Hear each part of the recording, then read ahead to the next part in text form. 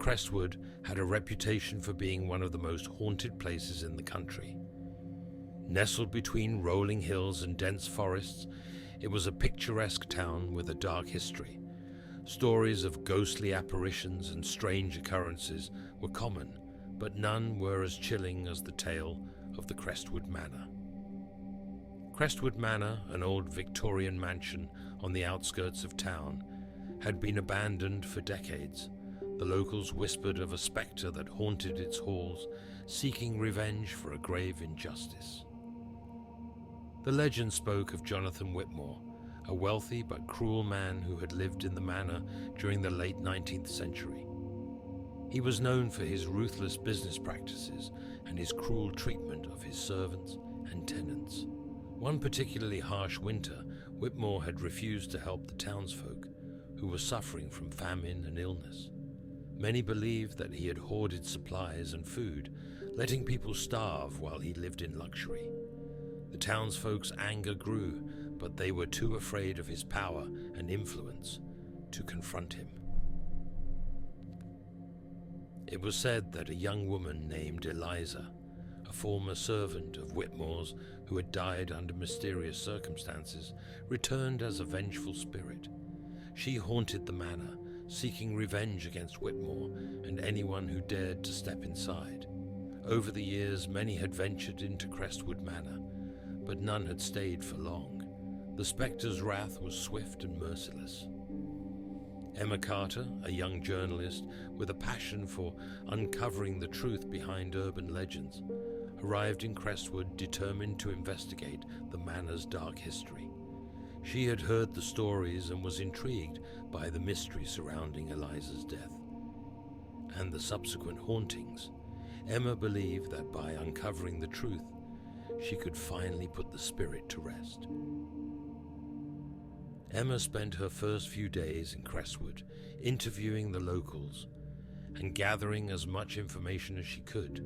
The stories were consistent: unexplained cold spots, ghostly figures in the windows, and the feeling of being watched. But no one could provide concrete evidence or details about Eliza's death. Undeterred, Emma decided to spend a night in Crestwood Manor. She hoped that by confronting the Specter directly, she could uncover the truth. Armed with a flashlight, a notebook, and a camera, she made her way to the imposing mansion. The sun was setting, casting long shadows over the grounds as she approached the front door. The air grew colder as she stepped inside.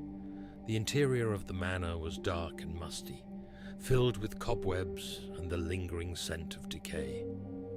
Emma felt a shiver run down her spine, but she pressed on, determined to explore every corner of the house. She started with the grand foyer, then moved to the drawing room, the library, and finally, the basement. It was in the basement that she first felt it, a presence, watching her from the shadows. The temperature dropped suddenly, and she could see her breath in the air. Emma turned on her flashlight and scanned the room. There, in the corner, stood the faint outline of a young woman in a tattered dress. Her eyes were hollow, her expression one of sorrow and rage. "Eliza," Emma called out, her voice trembling. "Is that you?" The Spectre moved closer, her form becoming more solid. Emma could see the anger and pain etched into her ghostly features. "Why are you here?" the spirit asked, her voice a whisper that echoed through the basement. "I'm here to help you," Emma replied, her voice steadying. "I want to know what happened to you and why you're still here." Eliza's expression softened slightly, but the pain remained. "Jonathan Whitmore," she said, her voice filled with venom. "He caused my death. He must pay for his sins." Emma nodded, understanding that the Spectre's need for revenge had kept her trapped in the manor. "Tell me what happened," she urged gently. Eliza began to recount her story. She had been a servant in the Whitmore household, working long hours under harsh conditions. Jonathan Whitmore had been a cruel master, punishing his servants for the slightest mistakes. Eliza had discovered that Whitmore was hoarding supplies during the harsh winter, letting the townsfolk starve. She had confronted him, demanding that he help the people of Crestwood. Whitmore had reacted with fury, accusing her of theft and insolence. He had locked her in the basement, where she had succumbed to the cold and hunger. Her death had been slow and agonizing, and her spirit had remained bound to the manor, seeking justice. Emma listened intently, her heart breaking for Eliza.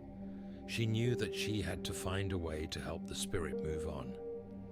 "Eliza, I promise I'll do everything I can to make sure Jonathan Whitmore pays for what he did to you and the people of Crestwood," she vowed. The Specter nodded, a flicker of hope in her eyes. "Thank you," she whispered, before fading into the shadows. Emma left the basement, her mind racing with ideas. She knew that the townsfolk needed to know the truth about Jonathan Whitmore. She spent the next few days researching old records and speaking with the descendants of those who had lived during Whitmore's time. She uncovered evidence of his crimes and wrote a compelling article that exposed the true story of Crestwood Manor and its vengeful spirit. The article caused a sensation in Crestwood. The townsfolk were shocked by the revelations, and a group of them decided to hold a ceremony to honor Eliza and the others who had suffered under Whitmore's tyranny. They gathered at the manor, lighting candles and saying prayers for the lost souls. As the ceremony progressed, Emma felt a change in the atmosphere. The air grew warmer, and a sense of peace settled over the manor. She saw Eliza's spirit appear one last time, her expression now one of gratitude and relief. "Thank you," the Specter whispered, before vanishing into the night. Crestwood Manor was no longer a place of fear. The legend of the Specter's revenge had come to an end, replaced by a story of justice and redemption. Emma returned to the city, satisfied that she had helped to uncover the truth and bring peace to the haunted town. The people of Crestwood never forgot Eliza's story. They continued to honor her memory, ensuring that the injustices of the past were never repeated. And Crestwood Manor, once a symbol of fear, became a reminder of the power of truth and the resilience of the human spirit.